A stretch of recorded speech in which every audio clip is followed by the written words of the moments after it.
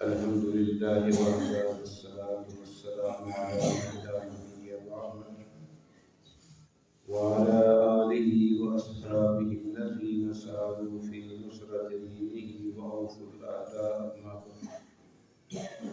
فأعوذ بالله السميع العليم من الشيطان الرجيم. بسم الله الرحمن الرحيم. قل هو الله أحد الله الصمد لم يلد ولم يولد ولم يكن له كفوا أحد. 25 دسمبر کا دن عیسائیوں کی عید کا دن ہے اور وہ اس موقع پر جب ایک دوسرے کو مبارکباد پیش کرتے ہیں تو کہتے ہیں میری کرسمس ڈے مبارک. یہ ایک کفریہ کلمہ ہے. اس کا مطلب یہ ہے کہ اللہ کے بیٹے کے جنم کا دن تمہیں مبارک. اللہ رب العالمین کی ذات وہ ذات ہے جس نے اپنی بابت خود اعلان کیا کہ اللہ رب العالمین نے مَتَّخَذَ اللَّهُ صَاحِبَةً وَلَا وَلَدًا. اللہ کی کوئی بیوی بھی نہیں، اللہ کی کوئی اولاد نہیں. اللہ کون ہے؟ مشرکین مکہ آئے پیارے پیغمبر جناب محمد صلی اللہ علیہ وسلم آ کر کہتے ہیں محمد صلی اللہ علیہ وسلم انصب لنا ربک، ہمارے لیے اپنے رب کا نسب بیان کرو کہ اللہ کا باپ کون ہے، دادا کون ہے، پردادا کون ہے. نبی کریم صلی اللہ علیہ وسلم بڑے حیران پریشان خاموش ہو گئے. ان کا سوال سن کر آسمان سے جبرائیل اترے. اے پیارے پیغمبر آپ ان کی بات کا جواب کیوں نہیں دے؟ آپ نے فرمایا انہوں نے تو سوال ہی بڑا عجیب کیا ہے، میں اس کا جواب کیا دوں؟ اور عربی کے اندر قرآن مجید کے اندر خصوصی طور پر لفظ کل اس وقت آتا ہے جب پیچھے کلام جاری ہے. یہ گفتگو مشرکوں کی اور آپ کی ہو رہی تھی. تو اللہ نے فرمایا پیارے پیغمبر کہو هو اللہ احد. کون سا نسب پوچھتے ہو؟ وہ اللہ ایک ہے. اور یہاں رب نے اپنے آپ کو ایک کہا ہے، احد کہہ کر. مشرکوں کے جواب کے اندر واحد نہیں کہا، حالانکہ واحد بھی اللہ کی ذات ہے. کیوں؟ واحد کے بعد اثنین کا عدد آتا ہے، احد کے بعد وہ عدد آتے کوئی نہیں. کہہ دو اللہ ایک ہے، اللہ الصمد، اللہ بے نیاز ہے. سمد اس ہستی کو کہتے ہیں لغوی معنی کہ جس کے اندر بھی کوئی چیز داخل نہ ہو، جس سے باہر بھی کوئی چیز نہ ہے. ٹھوس مضبوط چیز کا نام سمد ہے. اور اصطلاحی معنی اس کا کیا ہے وہ خود قرآن نے بیان کیا ہے. لم یلد ولم یولد، جس نے نہ کسی کو جنا ہے نہ وہ کسی سے جنا گیا ہے. اور تیسرا معنی اس کا یہ ہے کہ جہاں مخلوق کے کمال، جمال، صفات، خوبیاں ختم ہو جائیں، اس کے آگے جس کے جمال، کمال، خوبیاں شروع ہوتی ہیں اس کو کیا کہتے ہیں؟ سمد کہتے ہیں. اور اس کی خوبیوں کی کوئی انتہا نہیں. قُلْ لَوْ كَانَ الْبَحْرُ مِدَادًا لِكَلِمَاتِ رَبِّي لَنَفِدَ الْبَحْرُ قَبْلَ أَن تَنفَدَ كَلِمَاتُ رَبِّي وَلَوْ جِئْنَا بِمِثْلِهِ مَدَدًا. پیارے پیغمبر فرما دو اگر سارے سمندر سیاہی بن جائے اور ان کے ساتھ رب کی خوبیوں کو لکھنا شروع کر دیا جائے، سمندروں کی سیاہی ختم ہو سکتی ہے لیکن رب کے جمال کمال ختم نہیں ہو سکتی، چاہے اس کے برابر اور سمندر سیاہی کی جمع بنا دی جائے. یہ ہے میرا اللہ. لم یلد ولم یولد، اس نے نہ کسی کو جنا ہے نہ وہ کسی سے جنا گیا ہے. ولم یکن لہ کفوا احد، اور اس کا کوئی ہمسر نہیں. عیسائیوں کو کیسے مغالطہ لگا کہ عیسیٰ اللہ کا بیٹا ہے؟ کہتے ہیں دیکھو جی بغیر باپ کے عقل نہیں مانتی کہ بچہ پیدا ہو جائے. وہ یہاں تمہاری عقل نہیں مانتی، اللہ نے تو اس سے بڑا کارنامہ جو ہے وہ تمہارے سامنے رونما کیا ہے۔ کون؟ جس کی ماں بھی نہیں، جس کا باپ بھی نہیں، رب نے اس کو بنایا یہ نہیں؟ حضرت آدم علیہ السلام نہ مرد ہے نہ عورت ہے، اللہ رب العالمین نے ان کو ماں سے وجود کے اندر لا کر پیدا فرما کر پورے بنو آدم کا باپ بنا دیا۔ اللہ رب العالمین کے لیے یہ معاملہ مشکل نہیں، اور اللہ نے اس کا جواب کیا دیا؟ اتنا مثل عیسیٰ ان اللہ کا مثل آدم خلقہ من تراب ثم قال له کن فیکون۔ عیسیٰ کی مثال اللہ کے نزدیک آدم کی مثال ہے۔ اللہ نے اس کو مٹی کا بنانے کے بعد کہہ دیا کن ہو جا فیکون، پس وہ ہو گیا۔ اور یہاں بھی جبرائیل کے ذریعے شکم مریم میں پھونک مروانے کے بعد اللہ نے کہا عیسیٰ کن ہو جا فیکون، پس ہو گیا۔ اور اللہ کے کن کا نون ابھی مکمل نہیں ہوتا، کام پہلے ہو جاتا ہے۔ یہ ہے میرا اللہ قدرتوں والا اور ہر قسم کی دسترس رکھنے والا، ہر قسم کا مختار کل۔ تو عیسائیوں کو اس چیز سے مغالطہ نہ تھے، انہوں نے کہا نعوذ باللہ نعوذ باللہ، مریم اللہ کی بیوی ہے اور عیسیٰ اللہ کا بیٹا ہے۔ نبی کریم صلی اللہ علیہ وسلم ایک دفعہ تشریف فرما تھے، صحابہ کا جم گٹھا، مسجد نبوی بھری ہوئی، امام کائنات جناب محمد الرسول اللہ صلی اللہ علیہ وسلم فرمایا، رب تبارک و تعالی فرماتے ہیں کہ مجھے آدم کا بیٹا جھٹلاتا ہے، اس کی شان نہیں کہ وہ مجھے جھٹلائے، اور آدم کا بیٹا مجھے گالی دیتا ہے، شان نہیں اس کی کہ وہ مجھے گالی دے۔ اس کی تقسیم کیا ہے کہ نہیں ہوگی دانی، اللہ مجھے دوبارہ زندہ نہیں کرے گا مارنے کے بعد۔ حالانکہ دوبارہ زندہ کرنا جو ہے یہ زیادہ آسان ہے پہلی مرتبہ پیدا کرنے سے۔ کیوں؟ پہلی مرتبہ انسان کا مٹیریل نہیں تھا، انسان کا نقشہ نہیں تھا۔ هل اتى على الانسان حين من الدهر لم يكن شيئا مذكورا۔ اللہ رب العالمین فرماتے ہیں کہ انسان کے اوپر وہ وقت نہیں آیا کہ جب یہ تذکرے والی چیز ہی نہیں تھی، اس کا کوئی ذکر ہی نہیں تھا، رب نے اس وقت اس کو پیدا کر دیا۔ اب تو اس کا مٹیریل بھی ہے مٹی کے اندر، اور اسی طریقے سے اس کا نقشہ بھی موجود ہے، تو دوبارہ زندہ کرنا اس کو زیادہ آسان ہے اللہ کے۔ تو وہ کہتا ہے مجھے اللہ دوبارہ زندہ نہیں کرے گا، وہ اللہ کی تکذیب کر رہا ہے، اللہ کو جھٹلا رہا ہے۔ حالانکہ اللہ رب العالمین جس طرح پہلے زندہ کرنے پر قادر ہے، دوبارہ زندگی بخشنے پر بھی کیا ہے؟ قادر ہے۔ اور پیارے پیغمبر جناب محمد الرسول اللہ صلی اللہ علیہ وسلم نے جب ایمان سمجھایا نا تو اس کے اندر یہ بھی بات سمجھائی والبعث بعد الموت، انسان کا یہ بھی ایمان ہو کہ قبر کے اندر جانے کے بعد دوبارہ اٹھنا۔ تو یہ ہے کہ اللہ رب العالمین کو جھٹلانے شروع کر دیے کس نے؟ آدم کے بیٹے نے، اور اس کا گالی دینا کیا ہے؟ وَأَمَّا شَتْمُهُ يَدْعُو لِي وَلَدًا، میرے لیے اولاد بناتا ہے، حالانکہ میں کون ہوں؟ أَنَا الْأَحَدُ الصَّمَدُ لَمْ أَلِدْ وَلَمْ أُولَدْ وَلَمْ يَكُنْ لِي كُفُوًا أَحَدٌ، میں اکیلا ہوں، صمد ہوں، میں نے کسی کو جنم نہیں دیا، میں کسی سے جنم نہیں دیا گیا، اور میرا ہمسر بھی کوئی نہیں۔ تو یہ آدم کا بیٹا مجھے تکلیف دینے والی باتیں بھی کرتا ہے، اور اسی طریقے سے وہ مجھے گالیاں بھی بکتا ہے۔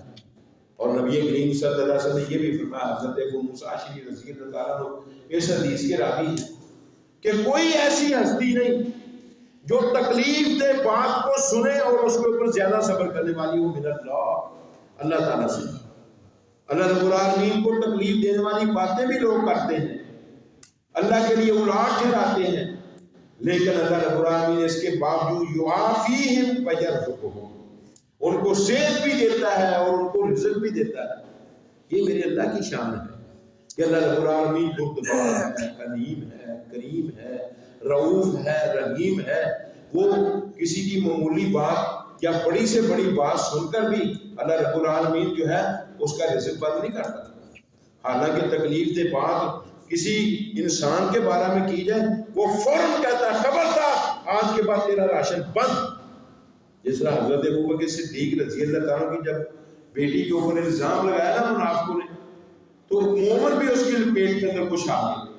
ان میں ایک مصطح بن اساسہ وہ بھی تھا. حضرت ابوبکر صدیق رضی اللہ عنہ اس کا بڑا دامن کیا کرتے تھے کیونکہ وہ خالہ صاحب بھائی لگتا تھا. حضرت ابوبکر صدیق نے یا بانجا لگتا تھا. ابوبکر صدیق رضی اللہ عنہ فوراً کہا آج کے بعد مصطح کے خرچے بند, اس کا راشن بند, اس کو جو ہم پائی پیسہ دیتے ہیں آج کے بعد نہیں دیں گے. وہ تو اللہ رب العالمین نے آسمان سے وہی نازل کی ولا یأتل اولو الفضل منکم والسعۃ, جن کو رب نے مال و دولت دیا ہے, فضل دیا ہے اپنا, وہ قسمیں نہ اٹھائیں کہ ہم غریبوں کو نہیں دیں گے. کیا تم پسند نہیں کرتے کہ اللہ تمہیں معاف کر دے اس صدقے قرار کرنے کی وجہ سے؟ تو پھر حضرت ابوبکر صدیق نے کہا کیوں نہیں, ہم پسند کرتے ہیں کہ اللہ ہمیں معاف کرے. پھر انہوں نے دوبارہ اس کا خرچہ جو ہے وہ بحال کیا. لیکن رب العالمین کو اتنی بڑی بات کہنے والے جو لوگ ہیں رب ان کو بھی صحت دیتا ہے, ان کو بھی رب رزق دیتا ہے. اور پتہ ہے کتنی بڑی وہ بات کرتے ہیں. اللہ کا قرآن کہتا ہے وَقَالُوا اتَّخَذَ الرَّحْمَنُ وَلَدًا لَقَدْ جِئْتُمْ شَيْئًا إِدًّا تَكَادُ السَّمَاوَاتُ يَتَفَطَّرْنَ مِنْهُ وَتَنشَقُّ الْأَرْضُ وَتَخِرُّ الْجِبَالُ هَدًّا أَن دَعَوْا لِلرَّحْمَنِ وَلَدًا وَمَا يَنبَغِي لِلرَّحْمَنِ أَن يَتَّخِذَ وَلَدًا. میں یہ اتنی بڑی بات انہوں نے اپنی زبان سے کہہ دی ہے کہ اگر آسمانوں کو اس بات کی سمجھ لگ جائے, آسمان پھٹ کر زمین کے اوپر گر پڑے اور زمین شک ہو جائے, ان کو اندر دھنسا دیا جائے اور پہاڑ اس بات کی وجہ سے ریزہ ریزہ ہو کر زمین کے اوپر گر پڑے. اتنی بڑی بات ہے کہ انہوں نے رحمان کی اولاد بنائی ہے.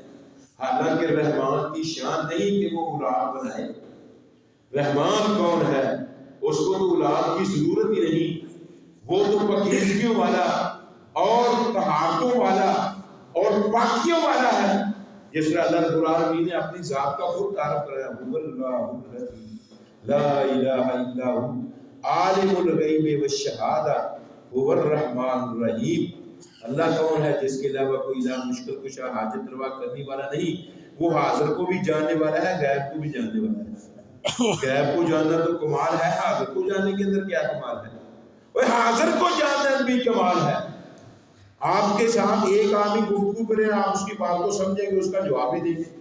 اگر دو آدمی بھیا کے بغیر گفتگو کرنی شروع کر دیں تو آپ کسی کی بات کو سمجھیں گے, کسی کی بات کو کی آپ کو سمجھ نہیں لگی اور دونوں کو بھیا کے بغیر آپ جواب بھی نہیں دے سکیں گے. اگر 10 بندے بات کرنی شروع کرتے ہیں ایک بندے کے ساتھ, سمجھے گا ان کی بات کو, دے گا ان کا جواب. اور رب العالمین کی جتنی مخلوقیں ہیں, جتنی ان کی باتیں ہیں, بھیا کے وقت رب سنتا بھی ہے, ان کا جواب بھی دیتا ہے, اور جو جو ان کی ضرورتیں ہوتی ہیں ان کو پورا بھی کرتا ہے. یہ ہے عالم الغیب والشہادہ. اللہ رب العالمین غیب کو بھی جاننے والا ہے, حاضر کو بھی جاننے والا ہے. هو الرحمن الرحیم, بڑا مہربان نہایت رحمنے والا ہے. هو اللہ الذی لا الہ الا هو المالک القدوس السلام المؤمن المہیمن العزیز الجبار المتکبر سبحان اللہ عما یشرکون. یہ اللہ رب العالمین کی صفات ہیں, پاکیوں والا, پاکیزگیوں والا ہے. تم اللہ رب العالمین کو گالیاں دے رہے ہو, اللہ کو تکلیف دینے والی باتیں کر رہے ہو, اللہ کی تکذیب کر رہے ہو. وہ تو پاک ہے ان چیزوں سے جو تم شرک کے طور پر کرتے ہو. ایک عیسائیوں کا گروہ کہتا ہے کہ عیسیٰ اللہ کے بیٹے ہیں, اور دوسرا عیسائیوں کا گروہ پتہ ہے اس سے بھی بڑا دعویٰ کرتا ہے. وہ کہتا ہے کہ آسمان زمین اور درمیان والا خلا جو ہے یہ 3 اقلوم ہیں, 3 علاقے ہیں. ہر علاقے کا ایک ایک رب ہے. آسمانوں کا رب وہ اللہ تعالیٰ ہے, اور ہواؤں فضاؤں درمیان والے خلا کا رب وہ عیسیٰ ہے, اور زمین کا رب وہ مریم ہے علیہ السلام. یہ انہوں نے 3 رب بنا کے اللہ نے بنا. اور بعض آج 3 کے لفظ سے انما هو الہ واحد, وہ تو ایک ہی الہ ہے, 3 الہ نہیں, الہ صرف ایک ہے. اس سے بعض آجو کہ تم 3 کا لفظ استعمال کرتے ہو, یہ بھی رب کو تکلیف دینے والی بات ہے. اور دوستو لفظ قل هو اللہ رب العالمین نے نازل کرنے کے بعد یہ کئی لوگوں کا رد کر دیا. عیسائیوں کا رد کیا جنہوں نے کہا کہ مسیح ابن اللہ وہ اللہ کا بیٹا ہے. یہودیوں کا رد کر دیا جنہوں نے کہا عزیر ابن اللہ, عزیر اللہ کا بیٹا ہے. اور اسی طریقے سے فلاسفہ کا رد کر دیا جنہوں نے کہا کہ اللہ نے ایک عقل کو پیدا کیا اس ایک عقل نے دوسری عقل کو، دوسری عقل نے تیسری عقل کو، تیسری نے چوتھی عقل کو، چوتھی نے پانچویں کو، پانچویں نے چھٹی کو، چھٹی نے ساتویں کو، ساتویں نے آٹھویں کو، آٹھویں نے نویں کو، اور نویں عقل نے 10ویں عقل کو پیدا کیا۔ 10ویں عقل نے سارا جہان پیدا بھی کیا، اس کا نظام بھی چلا رہی ہے۔ اور رب العالمین کو عقلوں کے ذریعے یہ نظام چلانے کی ضرورت نہیں، نظام چلانے والا خود اللہ رب العالمین آپ۔ اللہ رب العالمین ہر معاملے کو چلا رہا ہے، شروع سے چلا رہا ہے، اب تک چلا رہا ہے، اور آئندہ کے لیے چلتا رہے گا۔ اگر اللہ کے ساتھ ایک بھی الہ اور ہوتا، نہ آسمان رہتے، نہ زمینیں رہتی، نہ یہ نظام رہتا، یعنی نئے کارخانے چلتے، نہ تمہیں کسی قسم کی زندگی ملتی۔ وہ اکیلا ہے چلانے والا۔ وہ کون ہے؟ وہ اللہ الخالق البارئ المصور له الاسماء الحسنى يسبح له ما في السماوات والارض وهو العزيز الحكيم۔ وہ جاننے والا بھی ہے، حکمت اور دانائی والا بھی ہے، ہر معاملے کو حکمت کے ساتھ کیا کرتا ہے، طے کرتا ہے۔ اور یہ وہ آپس میں تو ایک دوسرے کو یہ کہتے ہیں نا میری کرسمس ڈے، لیکن افسوس کی بات یہ ہے اور دکھ کی بات یہ ہے کہ ہمارے عوام حکام وہ ان کی محفلوں میں جا کر ان کو مبارکبادیں ان لفظوں کے ساتھ دیتے ہیں، یہ بھی ان کے اندر ملوث ہے۔ سچ فرمایا جرنیل اسلام عمر بن خطاب رضی اللہ تعالیٰ نے کہ جو ان کی خوشی کے اندر شامل ہو، ان کی خوشی کے موقع پر ان کو مبارکبادیں دے، وہ ایسے ہی ہے کہ جس طرح ایک صلیب کے سامنے جھکا ہوا ہے وہ اس کی تائید کر رہا ہے، اور رب کی ذات کے ساتھ کوئی شرک کر رہا ہے، یہ اس مشرک کی تائید کر رہا ہے۔ امام احمد بن حنبل کتنے غیور آدمی تھے، جب کسی عیسائی کو دیکھتے تھے آنکھیں بند کر دیتے۔ شاگردوں نے پوچھا آنکھیں کیوں بند کرتے ہو؟ کہتے ہیں جو رب کی تکذیب کرتا ہے، رب کو گالی دیتا ہے، میرا ذہن ہی نہیں مانتا کہ میں اس کی طرف اپنی نگاہوں کے ساتھ اس کی طرف مطلب دیکھوں، اس لیے میں اس بدبخت کو دیکھ کر آنکھیں بند کر لیتا ہوں۔ یہ ہمارے اسلاف کا کیا تھا۔ اور ہم میں سے کچھ ایسے بھی ہیں وہ بڑے ہمدرد بنتے ہیں، یہ جی کرسچن ہے، یہ ہماری مطلب صفائی ستھرائی کرتا ہے، یہ ہمارے مطلب جانوروں کو سنبھالتا ہے، یہ ہماری کھیتی باڑی کرتا ہے، ہم نے اس کو مجارہ رکھا ہوا ہے، لہٰذا اس موقع پر اس کا تعاون کرنا جو ہے نا وہ مطلب ہمیں ہمارا فرض بنتا ہے۔ اور اس کے گھر میں کیک لے کر پہنچ جاتے ہیں اور عیسیٰ کا نام لے کر کیک کاٹ رہا ہے، ان کے مطلب بیوی بچوں کے اندر بیٹھ کر یہ بھی بدبخت کھا رہا ہے، وہ بھی کھا رہا ہے۔ شرم نہیں آتی کہ ہمارا تعلق کس کے ساتھ ہے اور ہم کام کون سے کر رہے ہیں۔ امام کائنات جناب محمد الرسول اللہ صلی اللہ علیہ وسلم من تشبہ بقوم فہو منہم، جو کسی قوم کی مشابہت کرتا ہے وہ ان کے اندر شمار ہوتا ہے، جو کسی کی تائید کرتا ہے وہ ان کے اندر شمار ہوتا ہے۔ اور ائمہ ہدا نے تو یہاں تک فتویٰ دیا ہے کہ اگر کسی کی بیوی کرسچن ہو تو وہ اس موقع کے اوپر بھی اس کو مبارکباد نہیں دے سکتا، اس موقع کے اوپر اس کی تائید بھی نہ کرے، حالانکہ وہ گھر والی ہے، اہل کتاب کے ساتھ شادی کرنے تو جائز ہے، لیکن امام کائنات جناب محمد الرسول نے فرمایا کہ ان کے اس تہوار پر ان کو مبارک دینی جو ہے وہ حرام ہے۔ تو اس لیے امام کائنات جناب محمد الرسول کے دین کو سمجھو۔ آپ کے اوپر اترنے والا قرآن پتہ کیا کہتا ہے؟ قاتل الذین لا یؤمنون باللہ ولا بالیوم الآخر، اے ایمان والو لڑائی لڑو ان لوگوں سے جو اللہ کو بھی نہیں مانتے اور اس کے رسول کو بھی نہیں مانتے، ولا یحرمون ما حرم اللہ ورسولہ، اور اس چیز کو حرام بھی نہیں کرتے جس کو اللہ کے رسول نے حرام کیا ہے، ولا یدینون دین الحق من الذین اوتوا الکتاب، وہ دین حق کے تابع بھی نہیں ہوتے ان لوگوں سے جن کو کتاب جو ہے وہ دی گئی۔ اب جب وہ اس کے تابع نہیں ہے تم ان کی عزت کیوں کرتے ہو؟ ان کے ساتھ تو جہاد کرنے کا آرڈر ہے، ان کے ساتھ تو اللہ رب العالمین نے قتال کا حکم دیا ہے، تلوار چلانے کا اللہ نے حکم دیا ان کے خلاف، اور تم ان کی تائیدیں کر رہے ہو۔ من الذین اوتوا الکتاب حتی یؤتوا الجزیۃ عن ید وہم صاغرون، جب تک وہ ٹیکس تمہیں لا کر نہ دے اور وہ ذلیل ہو کر تمہیں ٹیکس دے دے، اور یار ہم تمہاری حکومت کے ماتحت رہتے ہیں، یہ ہم سے ٹیکس وصول کرو۔ یہ ٹیکس جو مسلط کیے ہیں نا اسلام نے، یہ یہودیوں کے اوپر، عیسائیوں کے اوپر، طاغیوں کے اوپر، بت متوں کے اوپر، مجوسیوں کے اوپر مسلط کیے ہیں۔ آج مسلمان ان سے ٹیکس لے نہیں سکتا، مسلمان نے مسلمان کے اوپر ٹیکس مسلط کیے ہیں۔ یہ جی فلاں ٹیکس ہے، یہ فلاں ٹیکس ہے، یہ فلاں ٹیکس ہے، یہ فلاں ٹیکس ہے۔ نبی کریم صلی اللہ علیہ وسلم اگر مسلمان ہو کر مسلمان سے ٹیکس وصول کرتا ہے، ایسا آدمی جنت میں نہیں جائے گا۔ ٹیکس کن سے آپ نے لینا تھا؟ اہل کتاب سے لینا تھا۔ اللہ کے پیارے پیغمبر کے دور میں 1 دینار ان سے وصول کیا جاتا تھا سال بعد، یا اس کے مطابق معافی کپڑا جو ہے وہ لیا جاتا تھا۔ جو یمن کے بدلے اندر رہنے والے جو حضور نصارہ تھے ان سے معافی کپڑا وصول کیا جاتا تھا۔ تو یہ تو طریقہ کار پیارے پیغمبر جناب محمد رسول کا ہے، اور آپ نے ان کی عزت تکریم کرنے کا آرڈر نہیں دیا، ان کو ذلیل کرنے کا آرڈر دیا ہے۔ حتیٰ کہ امام کائنات جناب محمد رسول نے ایک دفعہ صحابہ کو کہا، او میرے صحابہ، جب تم اہل کتاب میں سے کسی کو ملو راستے کے اندر، لا تبدؤ یہود والنصارى بالسلام، سلام دینے میں یہود و نصارہ کی ابتدا نہ کرو، پہلے تم نے سلام ہی کرنا۔ اگر وہ تمہیں سلام کریں تو تم نے صرف وعلیکم کہنا ہے، اور جب راستے میں ملو فاستروا الى اذیتہ، تنگ راستے کے اوپر چلنے پر اس کو مجبور کر دو، وہ دیوار کے ساتھ چمٹ کر جائے اور تم درمیان میں اکڑ کر چلو۔ کیوں؟ یہودی کے خلاف، عیسائی کے خلاف، اور اسی طریقے سے بدھ مت کے خلاف، مجوسی کے خلاف یہ تکبر کرنا جائز ہے۔ مسلمان کے خلاف تکبر نہیں کر سکتا۔ ان کے سامنے تو تکبر کرنے کا آرڈر ہے، تم ان کے سامنے جھکے ہوئے ہو، ان کو سلامی کرتے ہو، ان کو مبارکیں دیتے ہو جا کر۔ سمجھو سورہ اخلاص کے مطلب کو، مفہوم کو، اور اس کے مطالب کو، مفاہیم کو، اس کی شروحات کو۔ یہ واحد صورت ایسی ہے کہ جس کے اندر رب العالمین نے خالص توحید کو کیا کیا ہے، بیان کیا ہے، اور پورے قرآن مجید کی آیات کو اکٹھا کیا جائے اور توحید والی آیاتوں کو الگ کیا جائے، وہ 10 پارے بنتے ہیں۔ یہی وجہ ہے کہ سورہ اخلاص کی ایک مرتبہ کوئی تلاوت کر لیتا ہے، رب اس کے کھاتے میں 10 پاروں کا ثواب مل دیتا ہے۔ اگر 2 مرتبہ پڑھے 20 پاروں کا ثواب، 3 مرتبہ پڑھے پورے قرآن کا ثواب۔ اور یہ سورت ایسی سورت ہے جس کے ساتھ پیار کرنے والا جو ہے وہ جنت میں جائے گا۔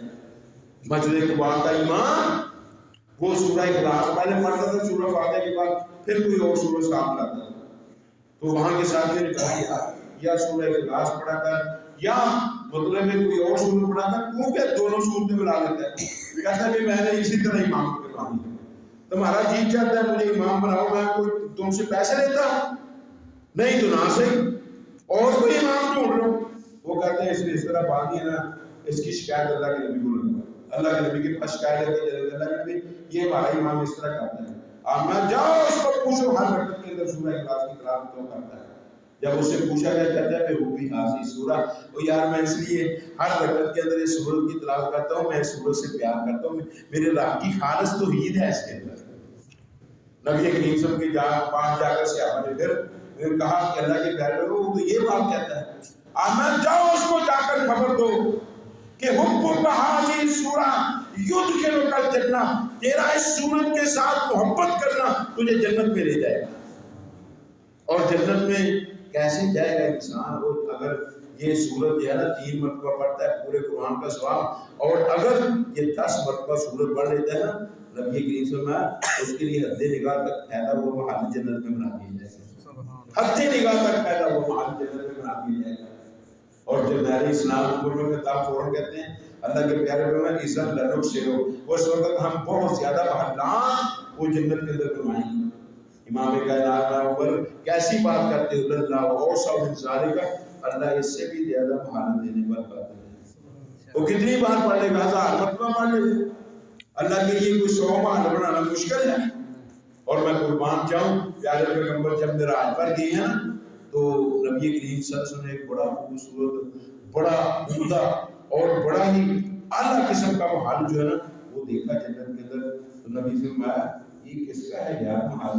کہتے ہیں لرجل من قریش، یہ قریش کے ایک آدمی کا ہے۔ تو نبی سے کہا انا قریشی، یار میں قریشی ہوں۔ کہتے ہیں نہیں نہیں، یہ نبی کا محل نہیں، یہ نبی کے امتی کا محل ہے۔ وہ کس کا محل ہے یہ مجھے خبر دے دو۔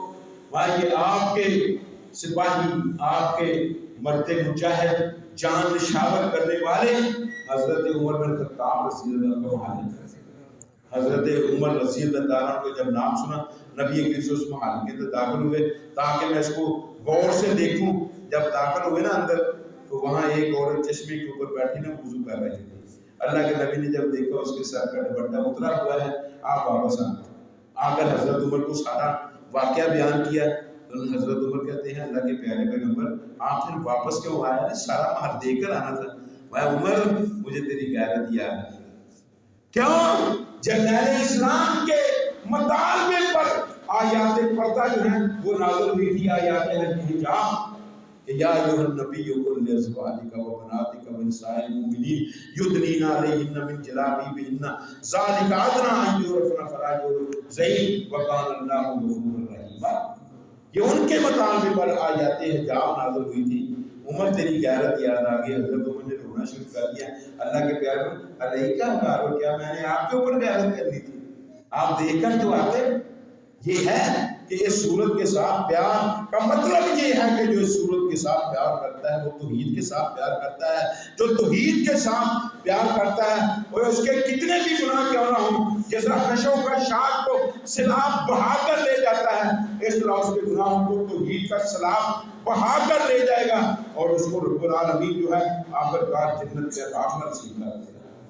اس لیے دوستو بزرگوں اس کا مفہوم سمجھو اور اٹھتے بیٹھتے چلتے پھرتے اس سورت کی تلاوت بھی کیا کرو اور اس کا مطلب مفہوم سمجھ کر ان رفقا کو، ان اپنے بہن بھائیوں کو، محلے داروں کو یہ درس دو کہ اس موقع کے اوپر ان کی ہمدردی جو ہے نا وہ جائز نہیں ہے اور اس طریقے سے ان کو مبارکباد دینی جائز نہیں ہے۔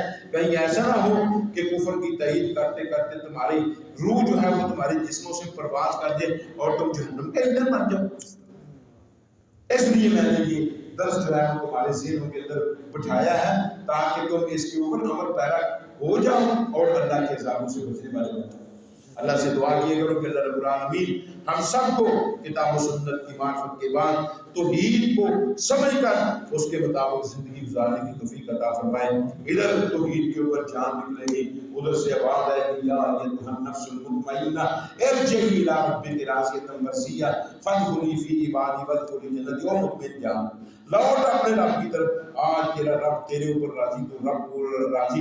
یہ میرے بندوں کی صفیں جا رہی ہیں جنت کی طرف، ان کی صفوں میں شامل ہو کر میری ٹھاٹھیں مارتی ہوئی نعمتوں کی بھری ہوئی جنت کے اندر داخل ہو جائے۔